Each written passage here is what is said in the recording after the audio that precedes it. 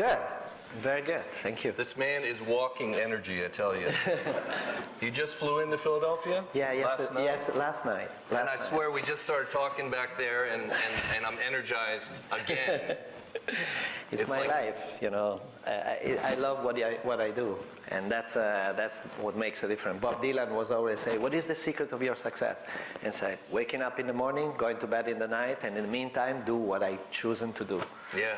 So when you choose to be here, or you speak about your passion about music, about art, it's like, or cooking is the same thing, you know. Every day you do, and they ask you, are you tired or what? Tired? I'm not tired to listen to music. I'm not tired to look at art or understand or talk about food. It's my passion, so it's like, it's what I do. That's where you draw the energy from. Of course. Have you ever been to Philadelphia before? No, first time. What are you going to do here, quickly? Talk to you guys and cook tomorrow night for an event at Mark Vatry place, and then move to New York and do something in New York. Oh. Yeah. What are you doing in New York? Actually, I'm going to explore a new possibility for a refectorio up on Harlem. You know, we always focus on Bronx, but I think could be a much better, you know, location, Harlem, and at least because Mark Samuelson said, you know, you should come here. There's the whole community of Harlem that wants you here. So it's going to be fantastic for you. That's and yeah, that's very exciting. Has that been announced? No. It's just exploring. No, it's just an explorer. No. We're breaking No. news. No. I knew nothing about that. No, because it's like, you know, when they ask me, also when it's going to be, where is going to be next? Next, I don't know. Yeah. I'm always keep my door open for the unexpected, and you know, it's very important to have to go where the people really want you. You know, Paris, we opened Paris the 15th of March, because the mayor of Paris, Madame Hidalgo, and JR, an artist that is a very good friend of mine, they really want us there. And you know, they push me to go there, and when you feel this kind of energy, is the time to go, you know. So maybe in Harlem we're not gonna do, or maybe the first one is gonna be in San Francisco, because the investor Mark Bain of Salesforce was the one who really made Paris possible, and he wants a refectorio there, or maybe Boston, I don't know, Washington. Well, let's reel it in. Let's rewind a little bit. Just explain what the refectorios are. All right. Because I'm sure some people probably don't know. Okay. So at one point of my life, you know, the international community, the chefs that I respect, we were talking, you know, in a basement before a conference, and I said, you know, we are always involved in this conference. Actually, we were in Copenhagen at that time, and you know, we were discussing about, you know, arguments and what are we going to be next, what is going to be here, what is going to be there. I said, I'm very tired of conference, you know. I'm like, you know, it's like traveling to always to do like, and this and that. And I said, why don't we really do what we know what to do? Really act. Act. Yeah. Exactly. Stop talking and act. And you know, that was 2014, and in 2015 there was a universal exposition in Italy, hosted in Milan, and the theme was Feed the Planet. But all the government and the states, they asked us to be involved in events.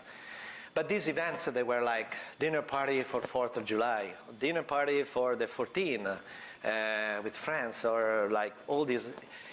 But they never, ever asked us what we were thinking about Feed the Planet.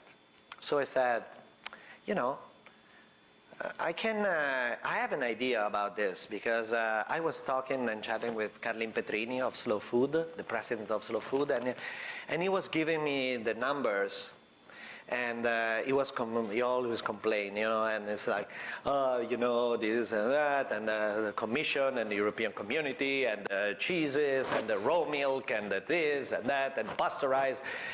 I said, for us it's normal in Italy, like, you know, talking about this kind of problems. And but we are very subversive, so we don't care about what they're gonna tell us, and we just keep doing whatever we know what to do. And so if they're gonna say you have to pasteurize the milk to make Parmigiano Reggiano, we're never gonna do it. So because we believe in that, no? So you know, and it was like 860 million people. They don't have anything to eat, and we produce food for 12 billion people. We are almost 7 billion on Earth. And we throw away 1.3 billion tons of food every year. So these numbers, you know, are incredible. And they were like, wow.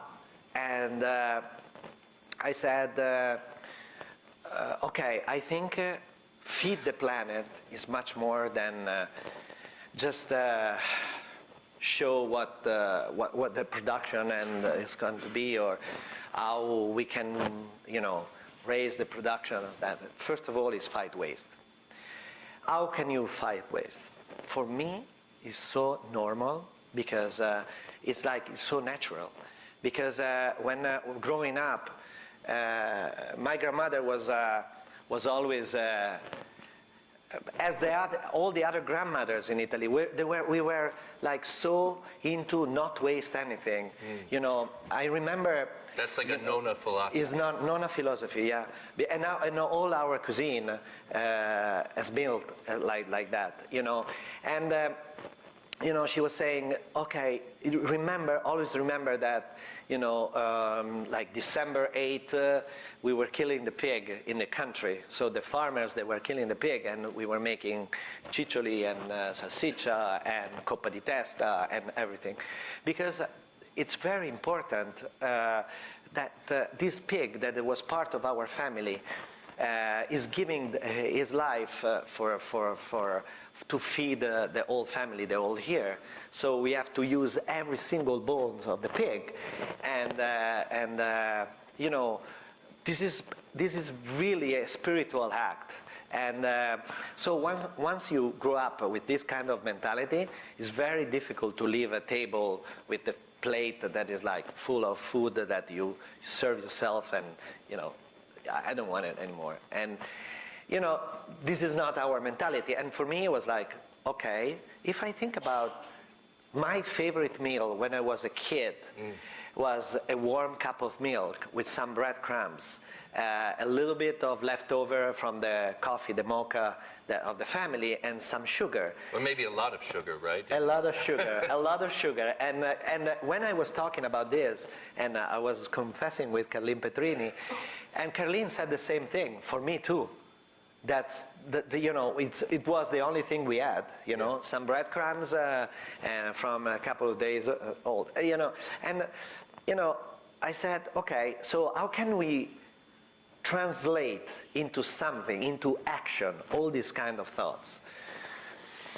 I said, I started talking with many different subjects, but no one was really, you know, look at me in a serious way, say, okay, let's do this. Until the moment in which I met this guy, like, that introduced me to the right person, the Archbishop Scholar in Milan. And he let me talk for you know, half an hour. He saw me very passionate about this argument. There were other people there, the responsible for, you know, and they said, thank you for your great energy and for your passion.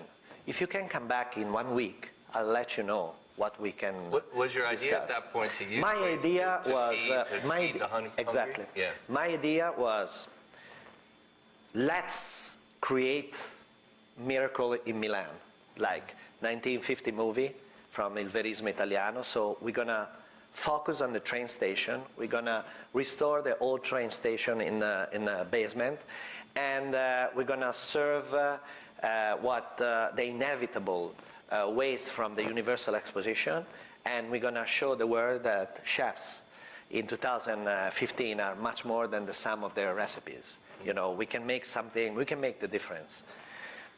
You know, because I was very, you know, comfortable with this because of what happened, you know, in the years, you know, like I was like, you know, we can make it. The people are listening to us, you know.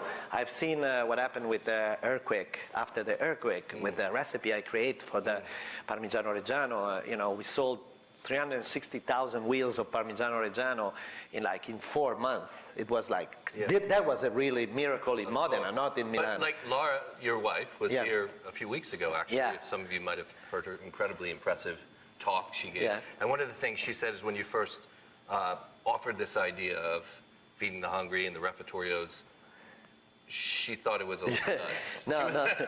Everybody. response? No, I said the truth. Everybody, they were looking at me and say, "That's a good idea, but I don't think it's gonna happen." You know, it's like, you know, if you can dream, you can dream very big. You know, you can make your own pavilion at the Universal Exposition, even if it's small, but the idea is very big. You know, the people are coming and listen to what you have to say. So 1 week after, they called me. Exactly 1 week after, they called me. I went back to Milan, and they said, you know, we had this talk with Rome, with Pope Francis, and he said, the train station is not the perfect place.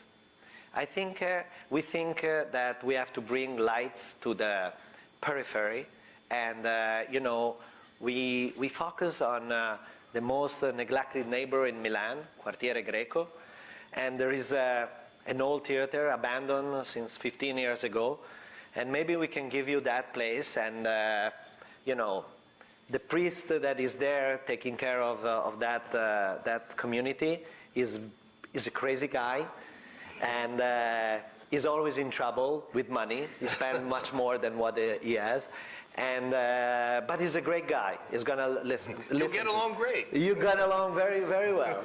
You know, we arrived there with because immediately I started involving the best architects, designer, artists, because you know. When you start dreaming, you start, you know, if you are a dreamer, you know, you dream very big, you know, and you imagine scenarios that are like, okay, so I said, listen, 500 years ago, and that's why refettorio, 500 years ago, Leonardo da Vinci did with all the monks, for Franciscan monks in Milan, the refettorio in Milan with the Last Supper. So we have to do something even better than that. You know, because one day they're gonna look back and they're gonna say, oh, look at these guys, what they did, the chef, during the Universal Exposition in Milan. Look at this amazing art. You know, so I said, let's involve the best artists. I know these guys. You know, they're all so crazy about food, so we have access to these guys. And the best architects and the best designers. You know, no one person said no. No one person.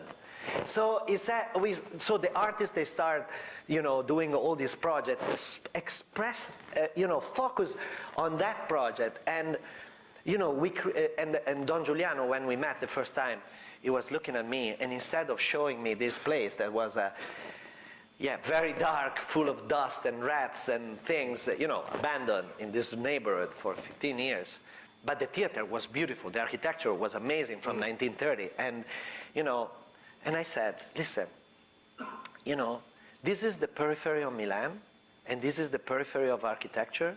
We are feeding the periphery of humanity with the periphery of food. So if we can use our creativity, our time, our imagination, our dream, and, put together everyone, maybe it's going to be, we can make it. Well, one of the things that's important to you is beauty, obviously, in the way that Of course. beauty can inspire people. It's not just about feeding the hungry with the food, but feeding people with the beauty that surrounds them. So so the actual decor, the architecture is supposed to be uplifting, right? Absolutely. Because in my mind, I said, listen, if you can create a beautiful place, through beauty you can change the world. Actually, I found an amazing quote by Camus before opening Paris, because I had to confront the French, and you have to be very careful. So be in Paris. We need for an Italian, going in Paris and say, I'm teaching what to do. It's not easy.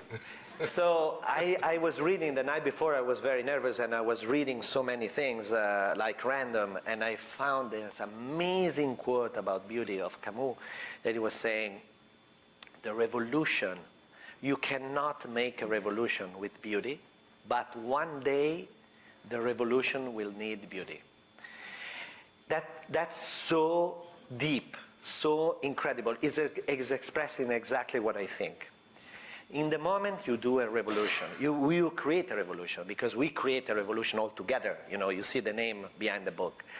And all together, we create this revolution to show the world what we can do with food, the people. For us are just ordinary ingredients. The ingredients you have in a refrigerator everywhere, And we could really create something amazing, but we need more. Because we need beauty to rebuild the dignity of the people. So if you do we need another soup kitchen? No. We need a beautiful place in which we can do what we know the best, what to do, hospitality. Welcome, goodbye, welcome. Welcome here. In a world in which people build walls, we break walls. And we break that walls. And we host in Rio de Janeiro, in London, in Paris, in Milan, we host people and we rebuild the dignity of the people through what? What kind of responses do you see from the people who visit? Milan was very difficult because it was the first one. We didn't know what to expect. We jumped like that. It took like a couple of weeks for all the guests to understand what we were doing there. But after a couple of weeks, it was party every night. Party, but party like, actually they became gastronomic critics. They start complaining about what the food we were serving, and really? No, it was with Ferran. I remember once with Ferran, I said, "What kind of salad is this? I don't like this salad." And Ferran, he saw a plate. Ferran is Ferran Adrià from El Bulli, so it was coming back with the plate, and I said, "What's wrong? What's wrong with that?" Actually, she didn't like the salad. Really? Okay. So he left. He went into the room. He spoke with this lady, and he came back and he replaced the salad, and he served the salad himself. So this was that kind of energy. Ducasse, the 14th of July, la presa della Bastiglia, no? Instead of being partying somewhere, maybe in Nice or Monte Carlo, he was cooking at the refectory in Paris, in Milan. So this kind of things. How many are there now? 4? 7. 7? Yeah. That's remarkable. Yeah. It happened quickly. Very quickly, but it's a good idea that is spreading very, very well. That's amazing. Yeah, but we have so many requests right now: Berlin, Montreal, Toronto, Boston, Merida, San Francisco, but we don't have time to do it, everything. So, but we're like, we believe in this, and we keep going, and it's gonna happen. It's gonna happen. But the thing is, like that I was saying, one of the super moment, maybe the key moment of the whole project was 1 week before the opening. That we were already organized or all ready to serve as in a classic soup kitchen with the line outside the kitchen, with you were getting like water and bread and all the things with a tray. And I was talking with Christina. Christina is our project manager. Now she's in Paris, and she's. I said, look, but I was looking at the agenda, and there were so many names that volunteers that they want to be part of this project, and I said, but these are hundreds of names, And she said, yeah, it's like every day they're coming, and they want to volunteer. I said, at this point, we have to do something different. Let's cancel the whole service like that. We're going to serve as in a restaurant. We're going to feed them and serve them. It's because the man, the humanity, it's not fed by bread alone. We created a beautiful place with art, design, architecture. Now we have to do what we do the best, every day. So we have to serve them. I should point out that that's the principle behind the book Bread is Gold, which is many, really the most famous and accomplished chefs around the world have cooked at the refettorios and supplied recipes for this book, which Massimo told me is a huge hit. The book is the bestseller for Phaidon ever. Right on. Yeah, and especially the things that Phaidon agree with us is that everything goes to the refettorio. So food for soul and the refettorio. So we raise money with this book all together to open other refettorio, and it's been incredible. It's been fantastic because the people from all over the world respond in amazing way. What are some of the most interesting recipes? People like Daniel Hume, Rene Redzepi contributed to this. What are some of the most interesting interpretations of using waste, using what's available to cook at the refectorios? One of the things that impressed me the most was the Brazilians. Oh yeah. The Brazilian and the Mexicans. The Brazilian and the Mexican, because it had a repercussion on what we did in Rio de Janeiro after.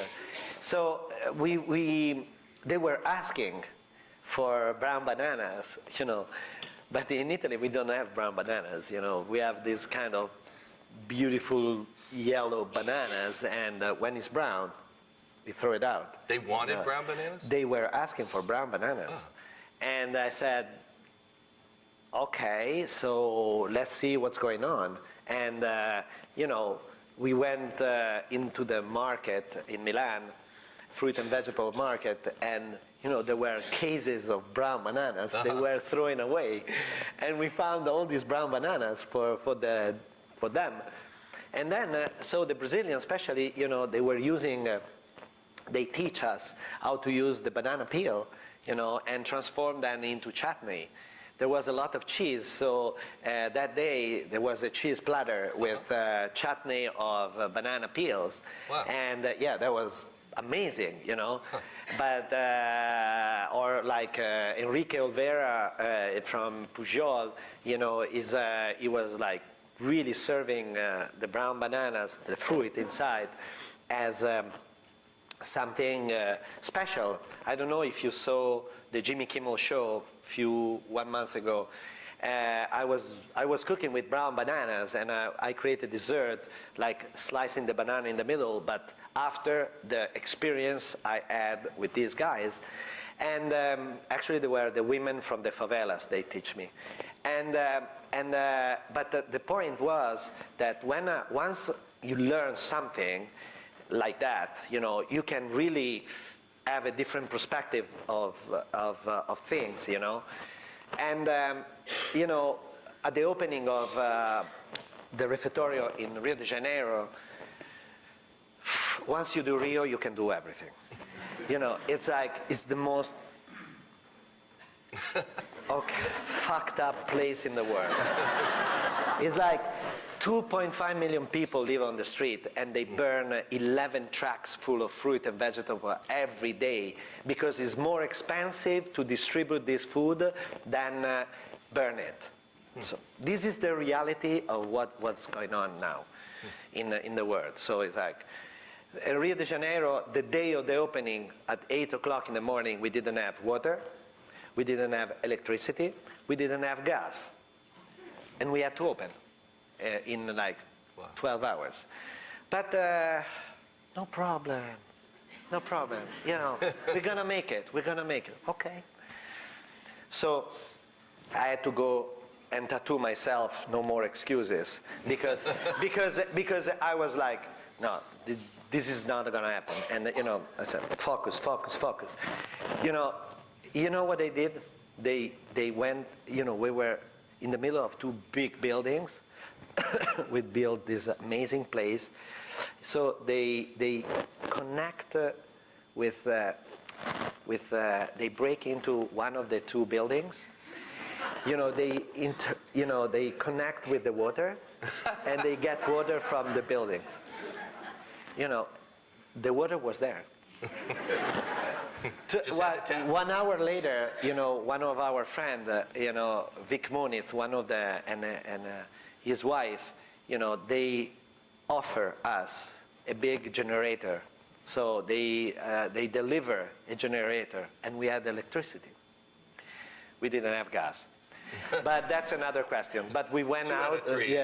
No, we went to buy those camping, you know, burners, and we made pasta like that, you know. Wow. But the point is, we didn't have enough bacon. So what I did, because I had to cook at the opening, and I planned to make carbonara. We realized that, you know, someone use the bacon to make pasta carbonara, and so there was just a little piece like that left, you know, for 120 people, more 100, you know, volunteers and workers, you know, it wasn't enough. So these guys, they were cleaning bananas every day, you know.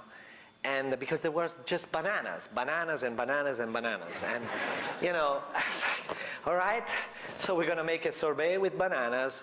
And what I did, I was like, actually, I've learned in Milan what to do with the banana peels. And I transformed the banana peels into bacon. And using the same technique they were using, you know, boiling, dry, dehydrated, and then I sliced the piece of bacon I had on the top of these bananas, put in the oven, you know, let them dry slowly, slowly, slowly. Then we prepare a smoking place outside the refectorio. I smoked the banana peels covered with bacon, and, you know, it came out banana peels bacon. And, so you made carbonara with banana peels? Carbonara with banana peels bacon. Actually, no one realized that was not bacon. Was banana peels, smoked banana peels bacon. Amazing. Yeah, that was something I think extremely important, because it's the perfect focus, perfectly the idea of transfer the knowledge. The second, first is our first goal is to fight waste, but the second is transfer our knowledge to the volunteers. You know, they're going to be our, you know, the people that really do, because this is a cultural project. It's not a charity project. The charity part, it's up to the volunteers that every day are taking care of Milan, Rio, London, Paris, Modena, Bologna, Naples. You know, these are the real heroes. You know, we have to just do whatever we do best, you know, cook and transfer our knowledge. And the third is communicate to people. Like, we are part of the revolution right now because we are here, and you are here because you want to be here, But and you decide to be this here. illustrates something about you, Massimo, that seems central to your creativity, which is you talk a lot about the unexpected. And it's almost like a kind of jazz in which you work. Absolutely. You react to things, and a lot of your plastic dishes, you know, Oops, I Dropped the Lemon Tart, Camouflage, the eel swimming up the Po, they have roots in music, they have roots in art, or even an accident in the kitchen, like Oops, I Dropped the Lemon Tart. That's how it seems like the repertorios are sort of that kind of idea as well. Like, you came up with them in an impulsive way, and each day is an improvisation. You cannot improvise to be a great chef, but a great chef can improvise. Sure. And you know, as a musician, you know, so that's why that you really point the focus on that. You know, the focus is 9 o'clock. The truck is coming. You unload the truck, and you see what you have, and you decide what to cook. Yeah. And so that was. That's the major part, you know, and how you can do it. You can do it if you know how to do it, you know, and that's why we need the chef, because the chefs, they have this kind of knowledge, creativity, imagination, and sense of giving to the others. It's so interesting lately how that's coming out in terms of, you know, Jose Andres helping out in Houston and Puerto Rico. You know, Rene Redzepi has this wild food initiative in Denmark. There's all sorts of good works being done by chefs and influencing the consciousness. Yeah. Why is that happening? Why are chefs driving that? I think it's about culture. It's the moment in which, as I said many times, you know, a chef with culture, culture is the most important ingredient for the chef of the future. You know, culture, with culture you can express yourself, you know. You can explain, you know, what you're doing, what you have, and it's about the culture, knowledge, consciousness, sense of responsibilities. 4 words, 4 steps. They are very easy, you know, because culture, you know, and open, you know, brings to knowledge, and knowledge, it's so the sense of responsibility, and the sense of responsibility is like I'm communicate to people. Not just about me, it's about us. It's about the whole territorial, the things that really, you know, matter. And once you grow up in a region like ours, Emilia-Romagna. Emilia-Romagna is a place where balsamic vinegar, Parmigiano Reggiano, they're being saved and been transported into the future because the farmers and the little producer, they put together energy and time and money, and they speak with just one voice, you know, in the consortio. So if we are all together, if we are united, you know, if we believe in a cause, if we share, you know, we can be much louder than just myself. So that's why I need all the chefs, because the chefs, they really believe in this project, you know, they can make the difference. Yes. And we did, and we made the difference. And so that's how we save the whole compartment of Parmigiano Reggiano, that's how we save and we transport into the future the balsamic vinegar. So this is the example I have every day on my eyes. I should point out that Massimo really lives this ideal of culture inspiring and influencing you. I know that because I went into the staff bathroom at Osteria Francescana, and the walls are covered with works of art.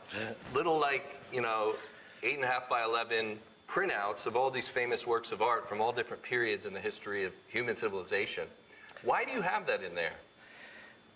Because, you know, I have an exercise that is called "Who Are You?" and I express. I love to listen to the young generation, to the young guys. You know, they come from all over the world, and I love to understand what they're doing, what they think, where they come from, and I love to teach, and so that's why. we play, the first hour in the morning Mozart, and they didn't like in the beginning. They didn't like Mozart? No. They said, "Chef, we're gonna fall asleep." But the second hour, they choose whatever they want to listen. And from the third one, we listen to a compilation that we did together. Or, in the moment you go to the restroom and you're by yourself, you can think much straight. You can really focus on things. And if you see in front of you Picasso, Van Gogh, or Catalan, or Magritte, you can ask yourself questions. And if you ask question, and if you ask to yourself, who is this guy? Why he did that? There is an explanation, and we have a book full of explanation, and a lot of them, they get into that. And so that inspires them. That's an inspiration. Yeah. And this, and when you have this exercise, who are you? We teach them how to express themselves, because you have to express yourself and tell me where you're from, who you are, through an edible bites, and it's very interesting because this is a very simple example. The other 1 year ago, I had this guy, Ed. He was born and raised in north of England, in a very small village, and he loves Italy, and but he was trained in a French restaurant. And at one point, he decided to quit, 19. He decided to quit the job, coming down to Modena just to meet me. And it was a rainy autumn day, and it was outside the kitchen. And, I didn't pay attention because all the time there are people there. And, but after a couple of hours, he was still there. I said, "Listen, what are you doing here? Are you a stalker or something like that?" And, I said, "No, I just quit my job. I'm from, a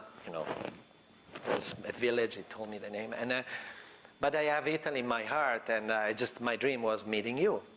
I said, "What are you doing? Are you okay with permit and stuff like that?" "Yeah, I'm from a, European community, and, I have everything." And he said, "Okay, I love to bake." I said, "Okay, Taka is my sous chef, Japanese. Give him a jacket and an apron, and show me what you can do." I put him in a bakery, and he was there. He never spoke with anyone except for Jessica, because she speaks English very well, so she's Canadian. But he didn't. He was so shy that he couldn't talk. Like 19 years old from there, he was like in the middle of Osteria Francescana. He's like, all right. And at one point, Davide, I was coming back from New York, and Davide called me, the other sous chef I have. He said, "Ed wants to do Who Are You?" I said, "Really?" "Okay, so what he's doing?" No, I don't want to ruin the surprise, because he had a great idea. I said, "Okay." 6 months later, And I arrived, and what he did, he confronted with Davide, his idea with Davide and Taka. They organized, all the technique and the things that maybe he couldn't manage. But, as a French train in this place, he created a soufflé. He served me a soufflé of what? Tiramisu. He made a soufflé of tiramisu with an ice cream, like mascarpone ice cream, with the gel of coffee, with this, but it was not a perfect soufflé, it was like a double texture, with, he created a soufflé with high temperature, so it was very melting inside and very spongy outside, as the classic biscuit you put in a tiramisu. So you had like this kind of texture that reminds you at the tiramisu. That's a great idea. No, amazing idea. and I mean, I want that. And for my palate, was the best tiramisu I ever had in my life. Made by a 19 years old English guy raised up north, and he didn't know anything about things. So amazing. That's why I believe in younger generation. That's why I believe in stalkers. Yeah. They find us good ideas. It was good. It was good. After I visited you in Modena a couple years ago, I spent a little time in Bologna. I'd never been to Bologna, and it was fascinating because every restaurant I went to in Bologna had the exact same menu. Exactly. Every single place had tortellini and brodo, pasta with ragu. Yeah. They had the prosciutto, and I mean, these are absolutely divine dishes, but it was weirdly Groundhog Day. Like every place I went to, they're like, well, here's the menu. I was like, again with this. It's an incredibly traditional food culture in Italy, as you know, and yet... Really? And you have managed to explode that and to reinvent, reinterpret many of these dishes, but you faced resistance in the beginning, right? Yeah, that was very difficult. In Italy, it's like there are three things that you cannot touch, like the Pope, of course, especially now with Papa Francesco. It's our place. The national football team. It's like forget about this. We didn't even make it at the World Cup. So it's like we don't want to talk about this. We faked like nothing happened. Football team. Or food. The grandmother recipes, don't ever deal with grandmother recipes, okay? You can't mess with them. No, never mess with nonna. Okay, but I always believe in with such an incredible deep culture that we have, how can and what I said I keep saying to the Italian chef, guys, we have so much things and so much culture here that we cannot follow all these trends that comes from all over the world. You just have to look at our past in a very critical way and not in a nostalgic way, and bring the best from the past into the future. And this is exactly what we do. Who teach me this? Art. Ai Weiwei. The moment he hold a 2,000 years old vase, and he drop the vase and he break the vase, he's saying, I'm not defeating my past. I'm rebuilding my past and filter by a contemporary mind. So this is exactly what I do. What if you come to Osteria Francescana from Lima, from Tokyo or Johannesburg, you don't come to eat good food. You come to understand my mind. You come to eat emotions. So that's why I serve the crunchy part of the lasagna. I don't know if you saw the video on the New York Times on me feeding, the robot who's like waiting there, in this, it's like I rebuilt the crunchy part because. Who cares about eating a big piece of lasagna like in Bologna, no? You didn't care. You just want to eat something that is going to stay forever and within your mind. So it's me that I want to share with the world the experience of a kid growing up in Emilia-Romagna when the grandmother was bringing the big pan of lasagna. The first thing we were doing, me and my brothers, we were stealing the crunchy part. And that's the best part, because it's the best part is like where the cheese is gratinated, where everything is there. The 4 ears, there was a little bit burn. It's like yesterday, Mark, when we were tasting with the spoon the big the paella you made for the staff meal. We were like tasting that, and the crustiness on the side of the big pan was the best part. Yeah. You know, and exactly if you come to Modena, you're gonna taste that. You know, you taste emotions. Yeah. You know what I thought was interesting when I visited you? I ended up in the wine cellar. Yeah. With some guys from Ghetto Gastro, if you remember that. If you know those guys, they're really great. And you served us a bunch of cool dishes. One dish, though, was tortellini, not so much in brodo, but in this kind of melted Parmigiano fondue. Yeah. And wow, I got to tell you, it was the best pasta I ever had. But it was interesting because it seemed like you were saying, oh, you want the traditional? I can do the traditional. Here you go. Yeah, that was the major part. This is a very important focus because first of and this is always came from the art world. He's a gallerist who lives in Modena, who's always deal with avant-garde and contemporary. And he said to me, you know, Massimo, stop. When I was really, really struggling with the restaurant was totally empty, and he said to me, listen. Before painting in abstract, you have to show that you can make the tagliatelle or the tortellini better than their grandmother. So like that, they can understand.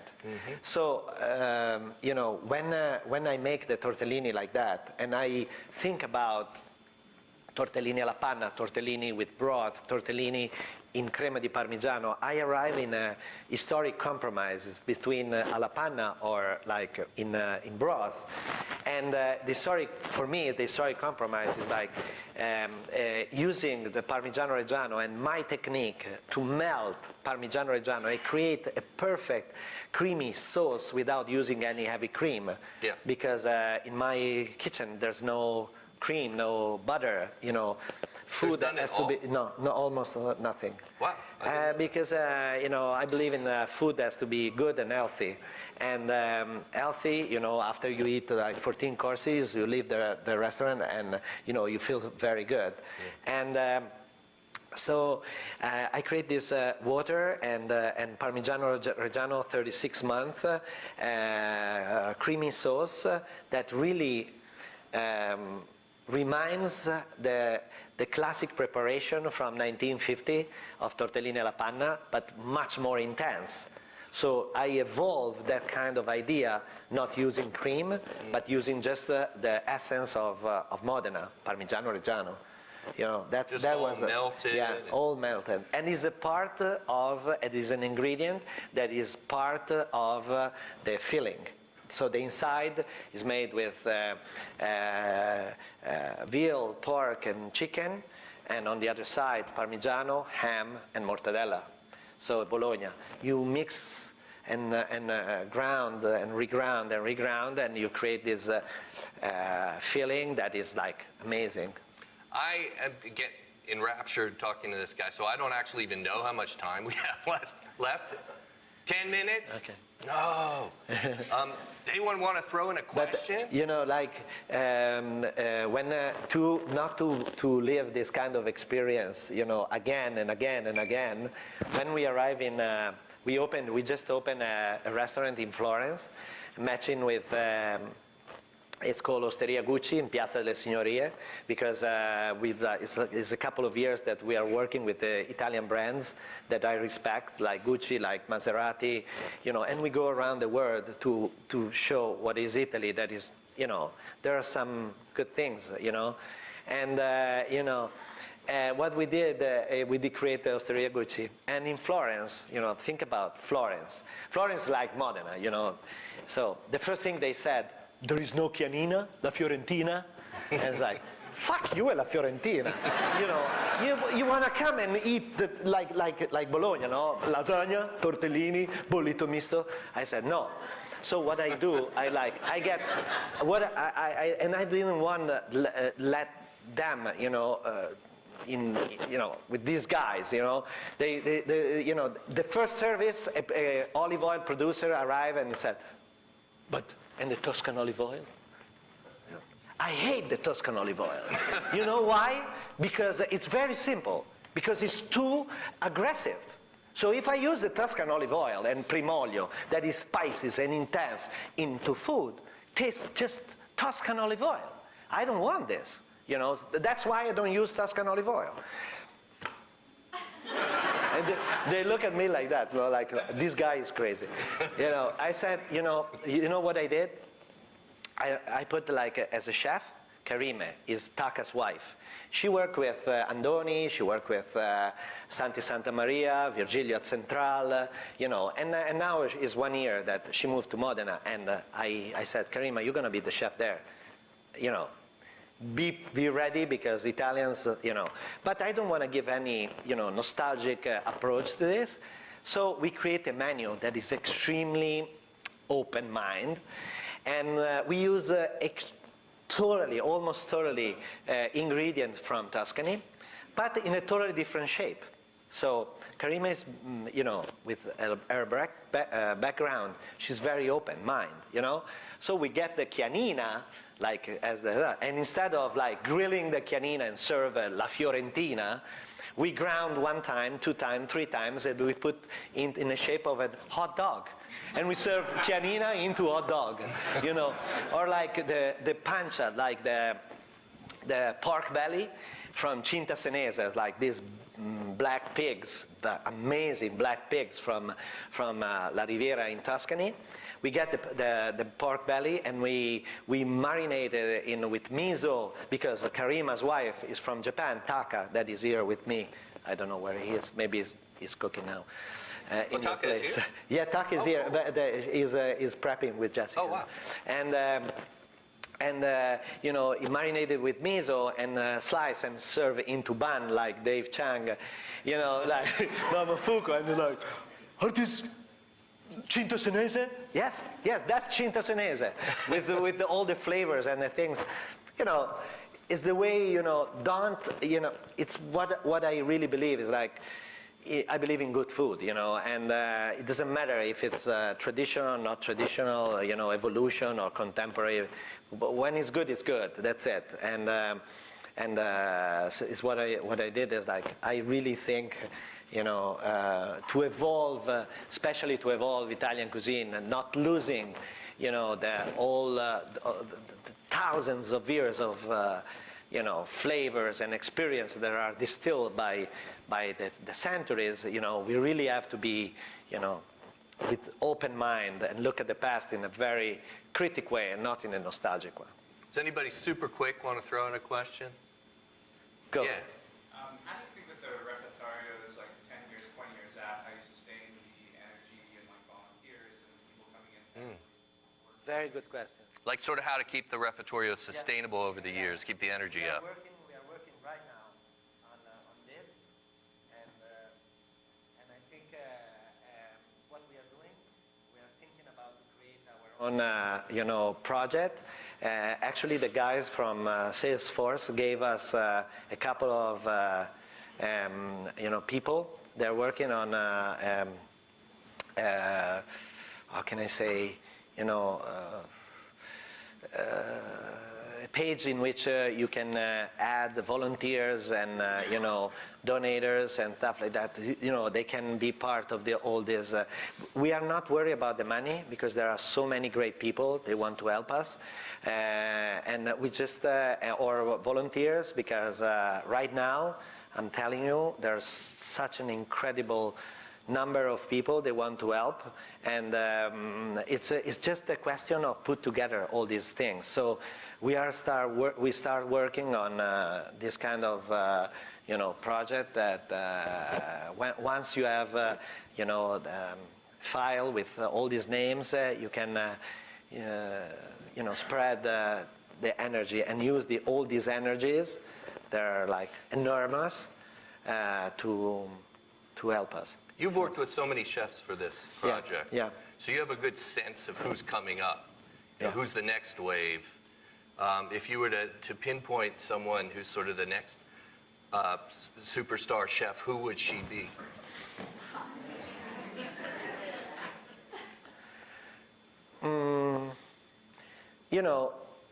I said many times that since we opened our kitchen and our restaurant to women, it really changed a lot. Yeah, how so? Because, they had that kind of feeling in the restaurant that before it wasn't like that. And, I've seen, actually we got the 3rd star Michelin immediately, and it's like 6 years in a row that we are in the 3 best restaurants in the world. Yeah. So it's like, wow. And I feel, actually in Florence, there are like, the whole kitchen is about women, and in Franceschetta, like the gastro bistro we have in Modena, they're like the whole service and part of the kitchen is like 70% women. Uh-huh. And I see such a strong and amazing feeling in these places. You breathe it, you breathe. And next one, who knows? But could be Karime, could be Jessica, or could be Tamara, because even this Austrian, Italian pastry chef in Florence, she's so talented. But the thing is, like, the most amazing thing is that I just answered before at breakfast to a Sicilian pastry chef. She's very talented. Faith Willinger, an American journalist, met her down in Sicily, and she introduced me to her. And she said to me, she wrote to me, like, I know, chef, you really care about women, and there's a lot of women that are working in your restaurant, so I would love to propose myself to be part of your team, and I said, why not? Come to Florence. You're gonna start in Florence 1 week, then you come up to Modena, and maybe we're gonna open something, and you're gonna experience at the refectory in Paris, and tomorrow she's gonna come to Florence. So it's all about, energy. Well, it's that impulse thing that you talked about. It's the unexpected, just be ready, be ready, believe in yourself, and a Sicilian pastry chef can be very, very important, because all the oops, I dropped lemon tarts is about south of Italy, and how incredible those places are. If they're broken, who cares? That's they're amazing. Taka thing, right? Yeah, that's Taka. The story behind this is Taka once dropped a dessert, right? Yeah. And Massimo was like, no, it's better this way. Yeah, no, because we were breaking the border between sweet and savory, and we were serving this lemon tart with capers, with oregano, with spicy pepper, with Taka. It's like, I have 2 sous chefs, as I mentioned before. One is Davide, that is managing the rational very well, as an Italian, and is ready for everything. And the other is Taka, that is a Japanese, that is not missing one point. Is a guy who plates in the moment, with 2 chopsticks, just like that, and drops 2 drops of carrot juice in the same place, in the same things on the plate, like this, dum, dum, dum, dum, and he's like, fuck, how you do it? And he's a guy who passed through all the party in the evening, when we in the night when we finished the service, and he touched the knives, and if they're not sharp enough, you have to stay there and sharpen the knife. Really? By hand. It's very straight. So we have the irrational and we have the. But that day, we were ready to serve the last two service of the day with the 2 lemon tart, and he was at the dessert, because in my mind I said, most of the time in this restaurant, you have a pastry chef that he doesn't know how to cook, and it's just pastry and focus on sweetness, but I want the experience that goes, and pastry be part of the kitchen, So that's why I moved Taka to that it's very precise, very, to the pastry place, and to break this, this border. And he was ready to serve the tartelletta, and I don't know what was going on, because I wasn't paying attention, and he dropped one lemon tart on a plate, And it was like, immediately get so white. And, it's like a samurai, that is missing the cut. And he had something in his hand, I don't know, I figured it was a knife or something like that. I said, oh my God, what's going on? He's killing himself here in the kitchen. And I was like, oh my God, I need you, Taka, please, don't kill yourself, And, what's going on? How do like, he start talking, but it's confusing. And he dropped a lemon tart in a plate, and, It was broken in a way that you found. it was broken like this, like exactly like this. Did you find beauty in that when you saw it? Actually, I didn't think, I just act. In 1 second, I react. I said, Taka, it's amazing. It's the most beautiful thing ever. Let's rebuild the second tart exactly as you build this. And I drop it, but the things was like, the most amazing thing was like rebuild the second tart exactly like that, So we were splashing we didn't know how to splash exactly all the creamy lemon sauce, and we were splashing like that and putting like capers everywhere, and then the ice cream, and then the tartelette, and the crunchiness, and I said, they look very good. So we served that at the table. I went out because the waiter said, we don't want to serve this. So I'm going to take responsibility, we were, one of those two was a journalist from Parma, Andrea Grignafini. And I said, here we go. We are breaking the borders between sweet and savory. This is the expression of south of Italy. There's another more broken place as south of Italy, you get the train and don't know when you arrive. You get a boat and you have to go to Capri and swim in Capri, but you arrive the day after, because there is a strike, or there's a Naples Naples soccer team that is playing, and everything is closed, and so it's supposed to. It actually has like exactly has a deeper meaning. Wow. But I didn't know immediately. But I improvised with these guys, and you created one. Yeah, but and is a very impressive expression of south of Italy, because there's the almond from Noto, from Sicily, the capers from Pantelleria, the oregano from Puglia, the spicy pepper from Basilicata, bergamots from Calabria, the lemon from Sorrento. It's really south of Italy, and this is called "Oops, I dropped the lemon tart." No, they were like.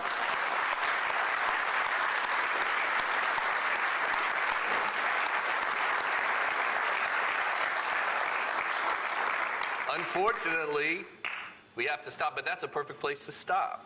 No one question? No more question? Okay, you. So I manage a cafe that's Easy question, huh? well, I can't promise easy. Okay. Simple. I manage a cafe that's a pay-what-you-can cafe here in West Philadelphia. It's part of Drexel School of Public Health. So my question to you is, do you think, like Jesus thought, that the poor will always have with us, or is there a way we can make it so we can put the repertoria out of business and my cafe out of business by making it so that people can provide food for themselves? Like, what can we do to make it better for the people that we serve? That's definitely not an easy question, Sorry. but it's a profound one. What do you think? We're going to need another hour, Mike. No, it's a very good question, actually. No,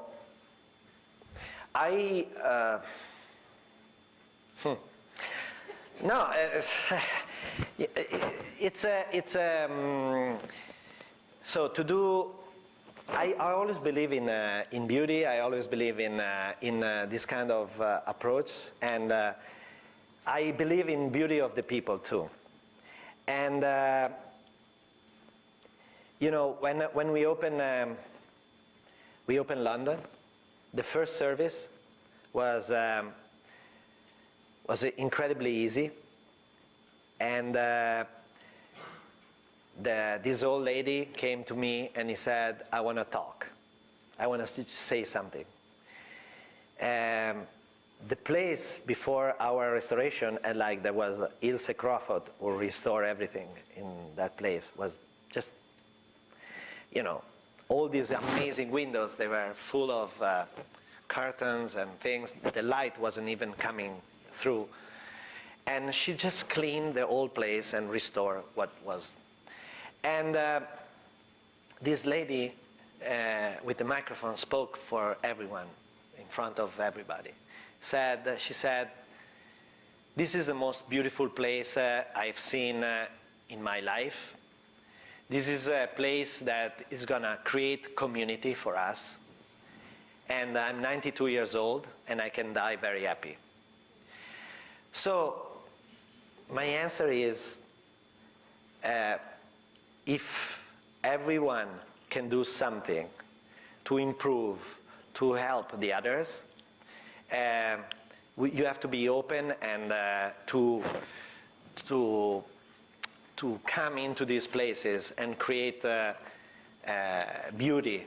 That is not just an amazing piece of art of text. Beauty is like how you treat people and how you approach with people. Because, you know, one of the things that really, one of the phrases that really amazed me the most, who am I to judge you? It's something that can be extremely deep and refer to everybody, you know, in the world. So I think that's the way you have to approach with our kind of, you know, experience and, you know, projects, you know. It's just what I can say, you know. But if you want, you can contact Food for Soul, and maybe we can do something together. And we can really, you know, create something together here in Philadelphia, you know. And we can really help.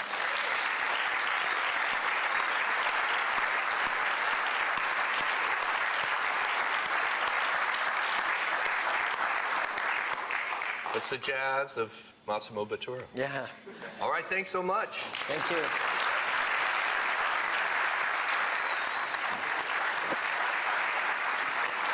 Thank you.